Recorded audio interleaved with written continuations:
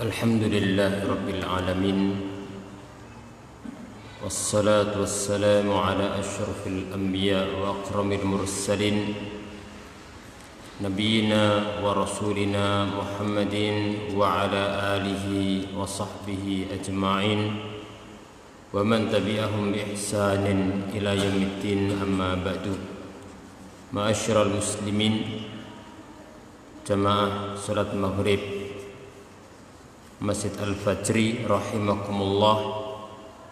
Alhamdulillah, kita bersyukur kehadirat Allah Subhanahu wa taala yang mencurahkan kepada kita aneka ragam kenikmatannya. Allah berikan kepada kita nikmat agama Islam. Allah berikan kepada kita nikmat untuk belajar agama dan untuk menjalankan ibadah. Allah berikan kepada kita nikmat aman, dan Allah berikan kepada kita nikmat kesehatan dan lain sebagainya. Semoga Allah menambahkan nikmatnya, dan semoga Allah menjadikan kita orang-orang yang bersyukur.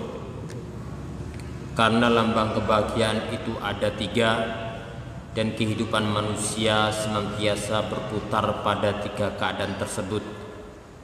Lambang kebahagiaan yang pertama, idza utiya syakara, apabila seorang hamba diberikan nikmat kemudian dia bersyukur, akan bahagia dengan nikmat yang Allah berikan, akan bahagia dengan rasa syukurnya.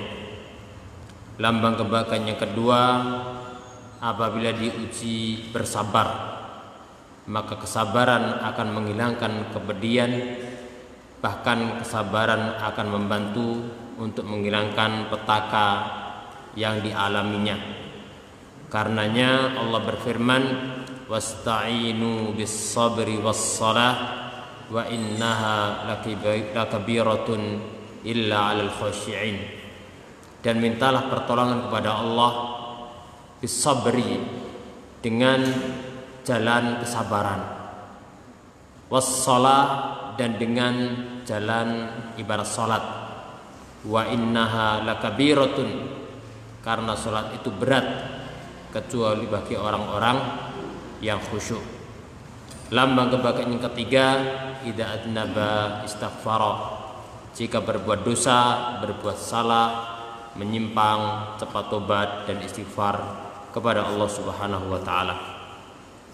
Kita akan melanjutkan pembahasan kita dalam mengkaji kitab Ad-Durus Al-Muhimmah li'ammatil ummah, pelajaran-pelajaran penting buat segenap umat. Dan kita masih dalam mengkaji surat-surat pendek dari juz Ammah. Dan sebagaimana yang telah kita ketahui, surat-surat pendek dari juz Ammah ini perlu kita pelajari dan perlu kita ulang-ulang. Karena yang pertama, surat-surat pendek itu yang sudah kita hafal dan paling sering kita dengar dari bacaan imam ketika sholat, bahkan paling sering kita gunakan untuk ibadah sholat. Maka tatkala kita sholat, apalagi sholat malam, kemudian kita baca surat-surat Al-Quran dan kita paham artinya, paham maknanya, maka itu memberikan pengaruh pada keimanan kita. Itu memberikan pengaruh dalam kekhusyukan dan kelezatan dalam ibadah sholat itu sendiri. Yang kedua, surat-surat pendek perlu kita pelajari dan perlu kita ulang-ulang.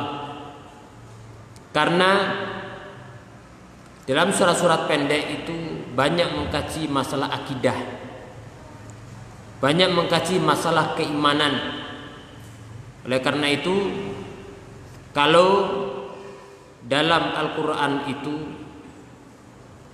adalah sebagiannya membahas berita yang wajib diimani, sebagiannya membahas tentang tuntutan berupa perintah dan larangan, maka kebanyakan hukum yang berkaitan dengan perintah dan larangan itu ada dalam surat bagian awal, surat Al-Baqarah. Tapi kalau berkaitan dengan pemberitaan, yang wajib diimani berkaitan dengan iman kepada Allah, iman kepada hari akhir, dan rentetannya itu kebanyakan adalah ada pada surat-surat pendek dari juz amma. Maka perlu kita pelajari dan perlu kita ulang-ulang. Kita sampai pada surat Tabbat atau yang dikenal dengan surat Al-Lahab atau dikenal dengan surat Al-Masad. Dinamakan dengan surat Tabbat kan di awal dengan Tabbat yada abi lahabi wa tab. Namakan dengan surat Lahab. Al-Lahab karena disebutkan tentang kisah binasa seorang, yaitu Abu Lahab. Dinamakan dengan surat Al-Masad karena disebutkan hablum min masad.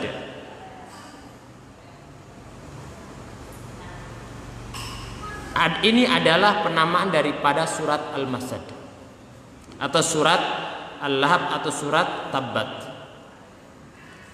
Adapun sebab turunnya ayat surat ini, Al-Quran itu sebagiannya turun tanpa sebab,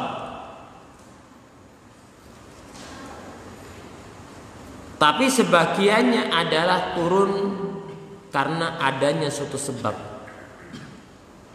Dinamakan dengan sababi, turun karena adanya sebab. Nah, apabila surat itu turun karena ada suatu sebab, maka mengetahui sebab turunnya ayat itu termasuk sarana untuk memahami ayat atau surat itu sendiri. Makanya para ulama mengatakan fa inna ma'rifata sababi nuzulil ayah tu'inu ala fahmil ayah. Sebagaimana disebutkan Syekhul Islam, bahwasanya memahami sebab turunnya ayat itu membantu untuk memahami ayat Al-Quran. Nah, surat Al-Masad ini termasuk surat yang turun karena ada sebabnya. Walaupun terkadang surat Al-Quran turun tanpa sebab, langsung Allah turunkan sesuai dengan kehendak Allah yang Allah Maha Tahu. Dan syariat memang Allah turunkan secara berangsur-angsur. Turunnya surat ini adalah tatkala Allah menurunkan ayat kepada Rasulullah, wa anzir ashiratakal aqrabin. Berikanlah Muhammad peringatan kepada kerabat dekatmu. Oleh karena itu, dalam mengajarkan, dalam mendakwahkan, dalam pembinaan, yang paling berhak adalah orang-orang dekat kita. Itu yang paling berhak. Jika mereka adalah orang paling berhak untuk mendapatkan ihsan, kebaikan dari si duniawi, maka mereka adalah orang yang paling berhak untuk mendapatkan ihsan dari sisi dini, dari sisi agama. Maka tatkala Allah menurunkan kepada Rasulnya wa anzir ashiratakal aqrabin, berikanlah peringatan kepada kerabat dekatmu, maka Rasulullah kemudian mengumpulkan pembesar-pembesar Quraisy, dikumpulkan, dipanggil wahai kabilah Bani Adi, panggil satu-satu. Ternyata Abu Lahab ini yang menyuarakan lantang, bukan menyuarakan kebenaran dengan cara yang benar, tapi menyuarakan kebatilan dengan cara yang batil, dengan mengatakan tabban laka ya Muhammad, celakalah kau Muhammad. Maka jawabannya turun dari langit. Tabbat yada abi lahabi wa tab. Celakalah kedua tangan Abu Lahab. Tabbat yada abi lahabi wa tab. Dan seterusnya sampai akhir surat ini. Berarti dari sebab turunnya surat ini kita memahami bahwa surat ini secara garis besar adalah berbicara tentang kebinasaan seseorang yang menjadi musuh Rasulullah, yaitu Abu Lahab.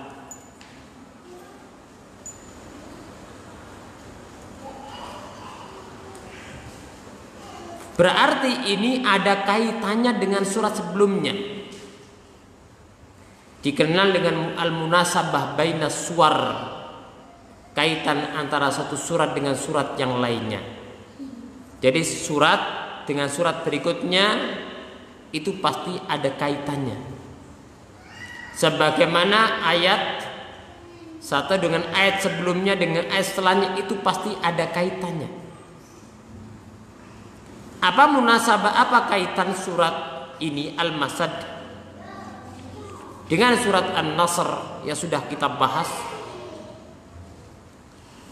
Kalau surat An-Nasr adalah merupakan pemberitaan dari Allah tentang kemenangan yang Allah berikan kepada kaum mukminin, kepada Rasulullah dan para sahabatnya di dunia, dan pahala bagi mereka di akhirat, serta kekalahan bagi orang-orang musyrikin. Adapun pada surat ini Allah Subhanahu wa taala menyebutkan akibat buruk, hukuman ahli maksiat di dunianya sebelum datang azab Allah di akhirat. Maka Allah menyebutkan tabbat yada abi lahabi wa tab. Kecelakaan, celakalah kedua tangan Abi Lahab dan seterusnya.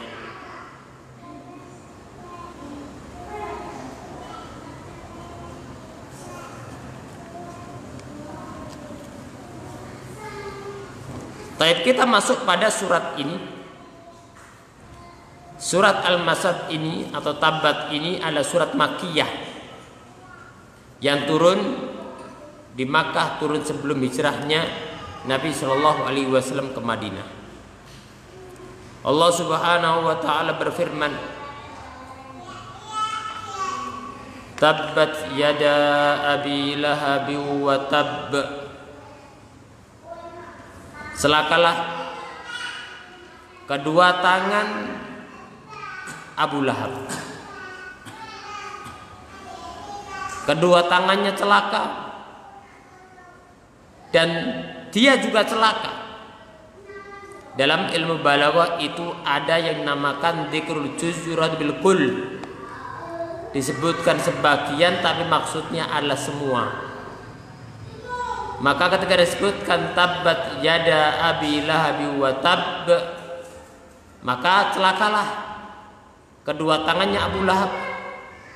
Otomatis celaka Abu Lahab.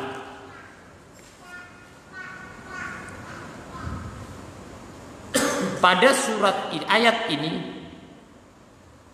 ada tabbat yada abi lahabi kemudian watab. Maka bagian yang pertama ini adalah doaun alaih, doa keburukan kepada Abu Lahab. Maka ini stempel buat Abu Lahab karena mendoakan celaka bagi Rasulullah.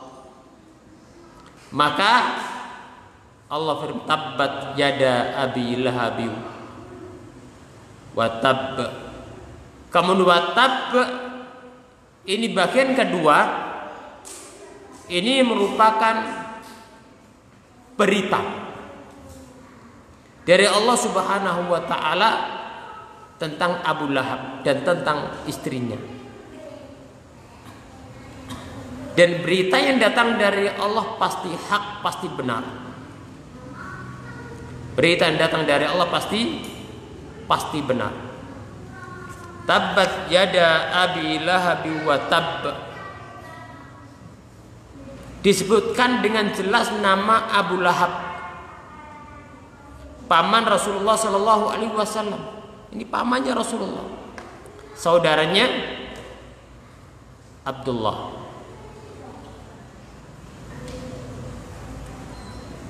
Saudaranya Abbas, saudaranya Hamzah, saudaranya Abu Thalib. Tapi beda-beda. Kalau Hamzah radhiyallahu an masuk Islam sejak awal kali, cepat dalam menyambut seruan baginda Nabi Shallallahu Alaihi Wasallam kepada Islam. Kemudian Al-Abbas termasuk menerima dakwahnya Nabi Shallallahu Alaihi Wasallam, tapi termasuk agak relatif akhir, tapi beriman, mulia, sahabi. Kemudian yang ketiga Abu Thalib. Abu Thalib ini paling perhatian dengan Rasulullah. Dia memeliharanya, dia membelanya, dan sama sekali tidak menghalangi dakwahnya, dan tanpa mengganggu Rasulullah dan dakwahnya sama sekali. Tapi kurang satu, kurang ikrar dengan kalimat tauhid la ilaha illallah. Oleh karena itu, ketika hendak meninggal dunia, Rasulullah tidak putus asa mendakwai pamannya. Ya ammi, wahai pamanku, qul kalimatan uhaju biha, ucapkan kalimat la ilallah, aku akan jadikan bukti di hadapan Allah. Tapi di situ ada Abu Jahal yang menghalangi Abu Thalib untuk mengucapkan kalimat la ilaha illallah. Ada temannya lagi yang menghalanginya. Akhirnya mata ala millati Abdul Muthalib, meninggal di atas agama nenek moyangnya. Ketika meninggal dunia, Rasul berkeinginan untuk memintakan ampun. La astaghfiranna ma lam unha. Sungguh aku akan memintakan ampunan untukmu selama aku tidak dilarang. Ternyata turun ayat innaka la tahdi man ahbabta walakinnallaha yahdi man yasha. Sesungguhnya engkau tidak dapat memberikan petunjuk orang yang kamu cintai, tapi Allah yang memberikan petunjuk kepada siapa yang dikehendaki. Dan Allah turunkan ayat wa ma kana lil mu'minin ayastaghfirul musyrikin wala qalu li qurba. Tidak patut bagi orang yang beriman untuk memintakan ampun kepada orang-orang musyrik walaupun kerabat, karena meninggal di atas kekufuran. Disebutkan dalam hadis Muslim, Abu Thalib ini mendapatkan syafaat dengan diringankan azabnya. Kakinya ditaruh bara api, otaknya mendidih, tapi tidak bisa keluar dari api neraka. Kenapa? Tidak beriman. Jadi syafaat hanya bisa meringankan, tapi tidak bisa menyelamatkan dari azab. Karena apa? Tidak beriman. Kemudian pamannya yang keempat, yaitu Abu Lahab ini. Kalau Abu Talib kan tidak beriman tapi tidak mengganggu, bahkan membela, bahkan menjadi benteng bagi orang-orang yang musuhi Nabi Shallallahu Alaihi Wasallam. Kalau hitungan manusia baik, tapi tinggal kuncinya kalimat la ilaha illallah. Karena kunci selamat utama dari azab Allah adalah apa? Kalimat la ilaha illallah. Nah, Abu Lahab ini tidak beriman tapi mengganggu Nabi Shallallahu Alaihi Wasallam. Tidak menerima dakwahnya tapi mengganggu dakwahnya Nabi Shallallahu Alaihi Wasallam. Mengganggu luar biasa. Bahkan menghalangi orang-orang yang mau dakwahi Nabi Shallallahu Alaihi Wasallam. Maka jangan sampai ada orang-orang yang jadi seperti Abu Lahab. Dirinya tidak mau baik dan ngajak orang-orang supaya tidak baik. Dirinya tidak mau mendapatkan, tidak ada keinginan untuk mendapatkan hidayah Islam, tidak berkeinginan menerima dakwah Islam, dan dia ngajak-ngajak dan menghalangi orang dari dakwah Islam. Makanya Allah sebutkan tentang Abu Lahab ini. Tabbat yada abi lahabi wa tabb. Sungguh keras permusuhannya kepada Rasulullah. Tidak ada agama yang menjadikan dia berhenti dari perilakunya. Tidak pula hubungan kekerabatannya dengan Rasulullah bisa menjadi penghalang. Terkadang orang kan kalau nggak cocok dari sisi agama, keyakinan, mungkinlah ngecek kerabat dewi, masuk diganggu. Ini enggak. Keyakinan dia tidak mengerim dia dari mengganggu Rasul dakwahnya. Kekerabatannya juga dengan Rasul tidak bisa mengerim dari mengganggu Rasul dan dakwahnya. Makanya Allah celah dengan celaan yang agung, dan celaan ini diabadikan sampai hari kiamat. Tabbat yada abi lahabi wa tabb. Ma aghna anhu maluhu wa ma kasab. Yang mana hartanya, ma aghna anhu maluhu, hartanya tidak dapat menolong dia, hartanya tidak dapat menyelamatkan dia. Ma aghna anhu maluhu wa ma kasab, dan apa yang diusahakan juga tidak dapat menolong dia, tidak dapat menolak azab Allah. Jadi dia hartanya yang dia banggakan tidak dapat menyelamatkan. Anak-anaknya dibanggakan tidak dapat menyelamatkan. Karena tidak beriman, tidak taat kepada Allah. Makanya Allah sebutkan yawadul mujrimu lau yaftadi min adzabi yaumi idzin bibani. Orang-orang kafir itu berkeinginan kalau nanti di hari kiamat itu, yawadul mujrimu lau yaftadi, mereka bisa mengorbankan dengan anaknya untuk apa? Untuk menyelamatkan dari azab Allah. Tapi tidak beriman. Ma aghna anhu maluhu wa ma kasab, maka harta bendanya, anaknya tidak dapat menolak sedikit pun dari azab Allah tatkala azab Allah itu turun. Karena Allah Maha Kuasa dan Allah Maha Adil, dan Allah memberikan balasan sesuai dengan amal para hambanya. Sayasla naran dzata lahab. Dia akan masuk ke dalam neraka yang bernyala-nyala. Sayasla naran dzata lahab. Dia akan diliputi api dari segala arah. Ini orangnya masih hidup ini. Jadi ayat ini turun, Abu Lahab itu masih seger buger. Begitu pula istrinya Ummu Jamil itu juga masih seger buger. Kedua-duanya pengganggu dakwahnya Nabi Shallallahu Alaihi Wasallam,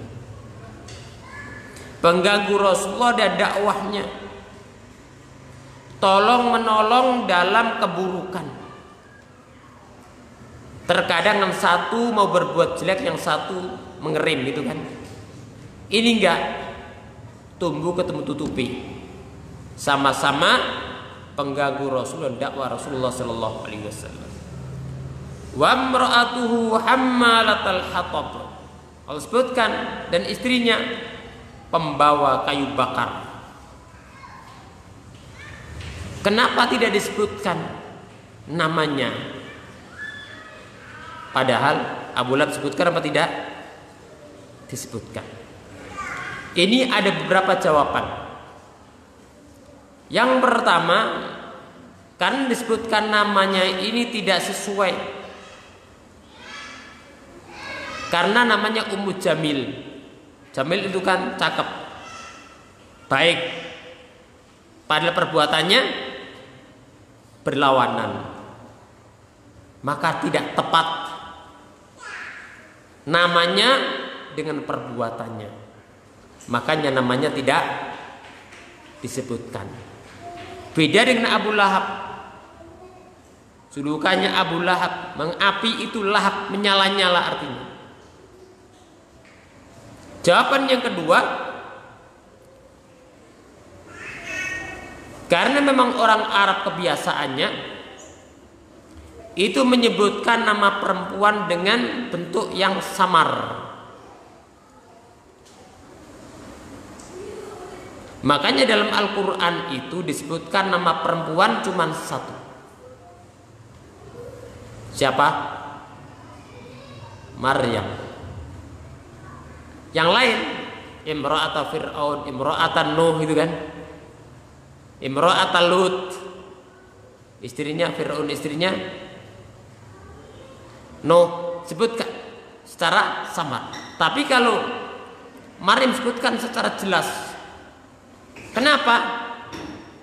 Karena ini ada maslahat yang lebih besar. Karena Nabi Isa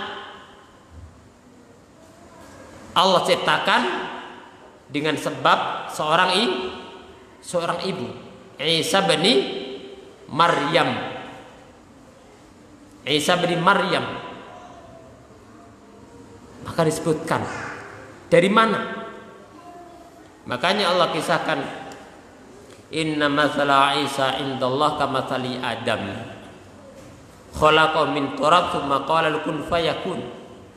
Sesungguhnya perumpamaan penciptaan Nabi Isa itu persis seperti penciptaan Nabi Adam. Allah ciptakan Nabi Adam dari apa? Dari apa? Dari tanah. Allah katakan kemudian kun, jadilah, maka jadi. Jadilah maka jadi. Maka Adam Allah ciptakan tanpa ayah, tanpa ibu, tapi dengan tanah. Khalaqtu biyadai, kata Allah, aku ciptakan Adam dengan kedua tanganku. Ciptakan dengan tanah. Tapi kalau Isa bin Maryam, Allah tiupkan ke jiwa Maryam, wa ana Isa Abdullah wa Rasul wa ruhum min, roh di antara roh-roh yang Allah ciptakan.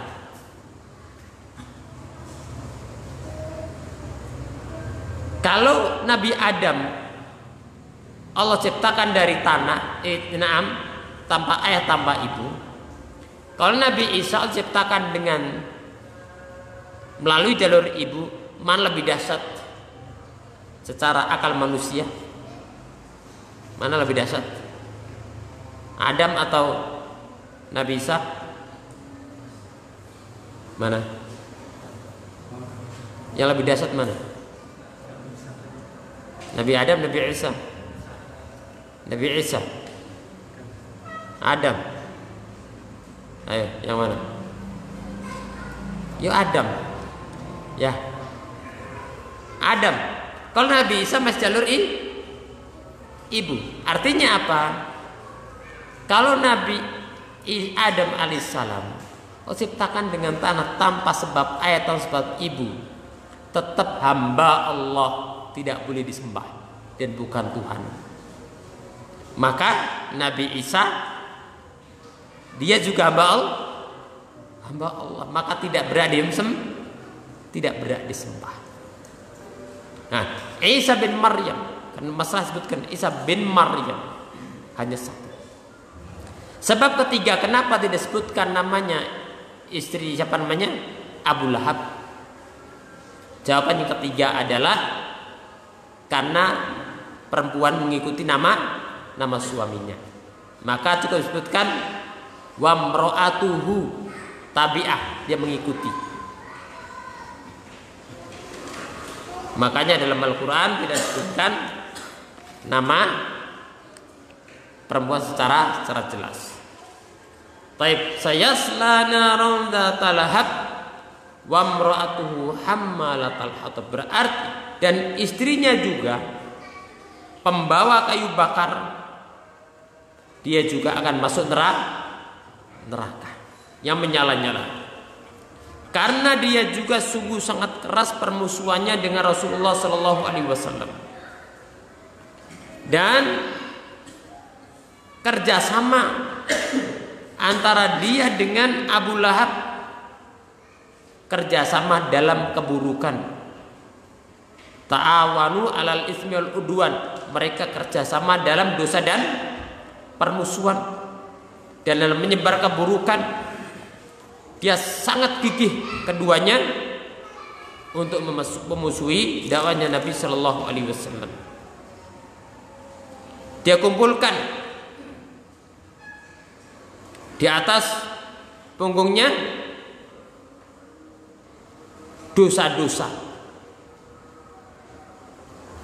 karena perbuatannya, sebagaimana dia mengumpulkan apa? Kayu bakar.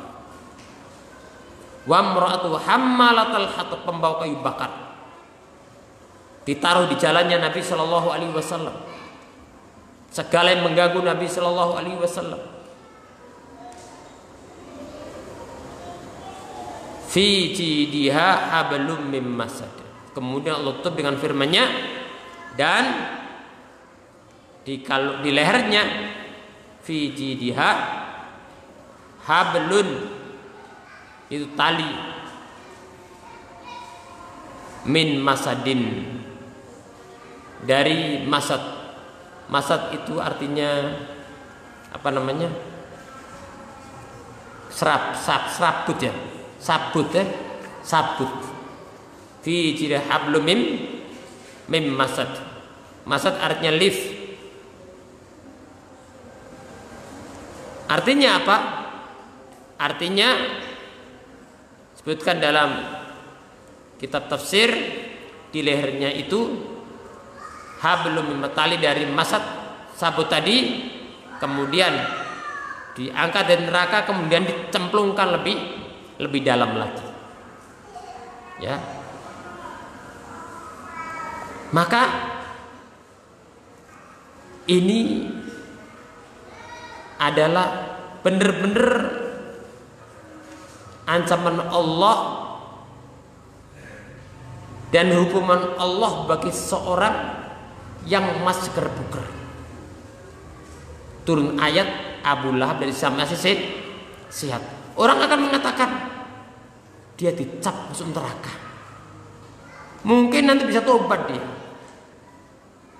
kalau berita dari manusia bisa benar berdasarkan kita memberikan rekomendasi orang ini baik, bisa jadi nanti tobat dia menjadi buruk, baik jadi berubah jadi buruk.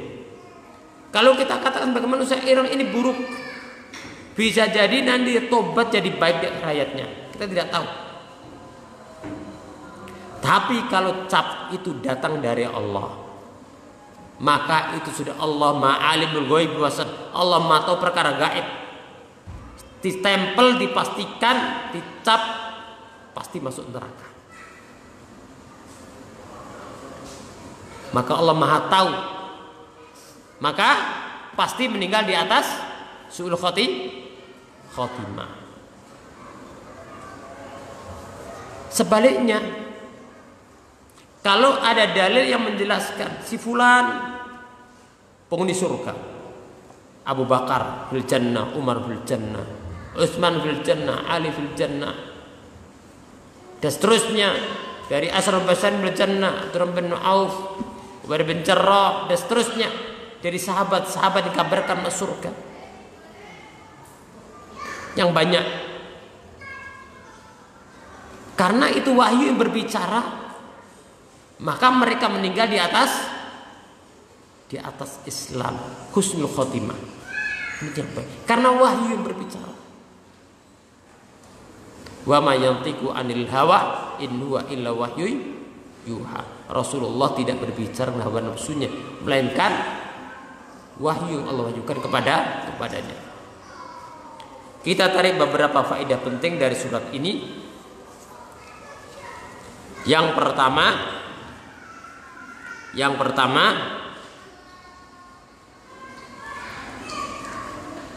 di dalam surat ini mengandung penjelasan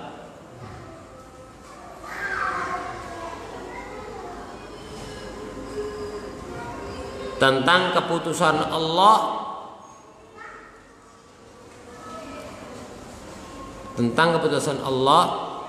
akan binasanya dan celakanya Abu Lahab dan istrinya. Tentang kebinasaan Abu Lahab dan istrinya, serta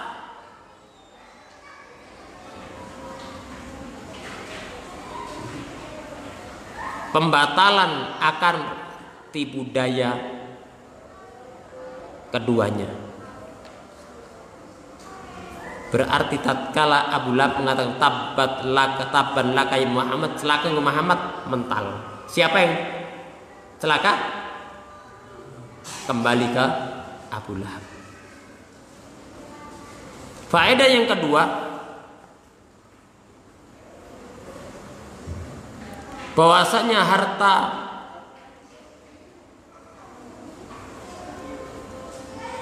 anak,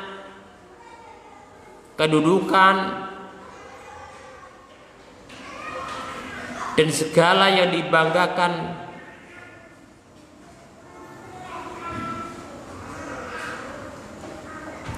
tidak akan dapat menolak azab Allah, tidak akan dapat menolak azab Allah apabila seseorang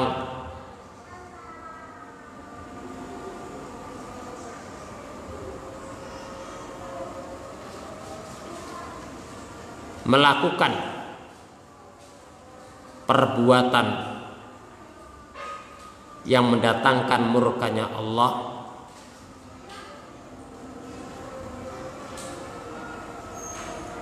melakukan perbuatan yang mendatangkan murkanya Allah, dan meninggalkan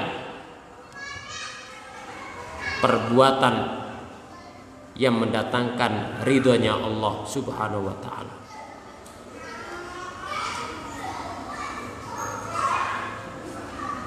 Apabila mengamalkan perbuatan yang mendatangkan murkanya Allah, dan meninggalkan perbuatan yang mendatangkan keridhaan Allah.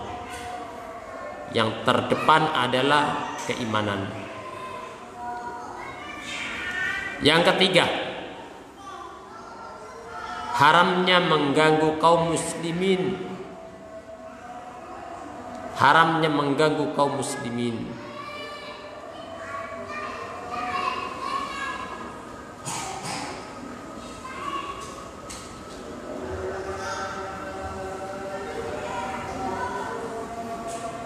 Yang keempat, azan dulu apa lanjut? Kurang sedikit. Lanjut. Pripun? Pak Amir. Lanjut. Napa antarin? Lanjut. Azan. Oh, lanjut nggih. Sedikit. Yang keempat, bahwasanya kekerabatan dengan orang soleh,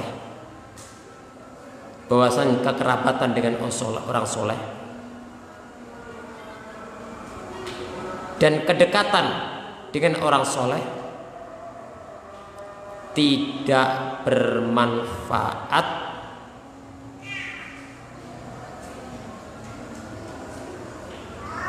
jika tidak beriman. Jika tidak beriman dan melakukan perbuatan kesyirikan dan kekufuran. Contohnya banyak dalam Al-Quran. Contohnya siapa? Yang pertama tadi Abu Lahab. Kerabatnya siapa? Kerabatnya Rasulullah Sallallahu Alaihi Wasallam. Apakah manfaat? Tidak manfaat, karena tidak beriman dan dia melakukan kekufuran. Abu Thalib, apakah bisa selamat di neraka? Tidak bisa selamat. Kenapa? Tidak beriman. Istrinya Nabi Nuh tatkala kafir, apakah bermanfaat kerasulan Nabi Nuh padanya sehingga menyelamatkan neraka? Tidak dapat menyelamatkan. Istri Nabi Lut begitu pula. Anaknya Nabi Nuh tatkala dia diajak beriman, diajak naik perahu, dia apa? Sa'awi ila jabal, kami akan naik ke gunung. Allah timpakan banjir besar. Saat sa'awi ila jabal ya'simuni minal, aku akan selamat dari banjir besar ini. Tidak manfaat. Bapaknya Nabi Ibrahim alaihissalam, apakah manfaat kerasulan Nabi Ibrahim kemudian menjadikan dia selamat dari neraka? Tidak. Oleh karena itu tidak ada kekerabatan dengan orang soleh manfaat jika beriman dan taat kepada Allah dan Rasulnya. Dekatnya dengan orang soleh dan kekerabatan tidak akan manfaat apabila dia tidak beriman dan tidak beramal soleh. Makanya baginda Nabi Shallallahu Alaihi Wasallam bersabda, "Man batta bi amalu lam yusri bi nasabu." Siapa yang amalnya lambat, nasabnya tidak akan mempercepat. Tapi terkadang orang kita itu hanya bergantung dengan kedekatan keturunan, ya, kedekatan garis keturunan, dikira sekedar ini ponakannya, ini pamannya, sepupunya, dianggap itu kalau soleh pas soleh semua, kalau surga surga semua. Allah Maha Adil, yang jauh pun dari kekerabatan Rasul kalau beriman menjadi mulia. Salman alaihissalam jauh dari Persia masuk Islam. Abu Lahab dekat dengan Rasul, kerabat dan tempatnya, ternyata tidak beriman, maka dihinakan oleh Allah Subhanahu wa taala. Kemudian faedah terakhir, dalam surat ini mengandung tanda-tanda agung di antara tanda-tanda kekuasaan Allah.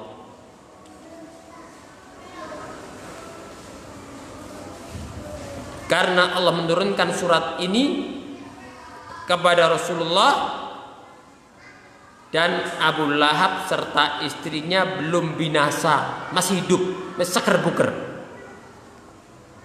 Allah kabarkan keduanya akan diazab. Maka itu suatu yang pasti tidak akan bisa selamat, karena yang memberitakan siapa? Allah yang maha tahu yang tampak maupun yang gaib. Dan ini juga tanda kebenaran risalah kerasulan Nabi Muhammad sallallahu alaihi wasallam. Ini dapat kita bahas, mudah-mudahan yang kita bahas bermanfaat, dan tolong dibaca berulang-ulang ya, dibaca berulang-ulang, kemudian digunakan untuk ibadah sholat sehari-hari sehingga menambah kebaikan dan kesempurnaan ibadah kita. Aku qouli hadza wa akhiru da'wana alhamdulillahirabbil alamin. Wassalamualaikum warahmatullahi wabarakatuh.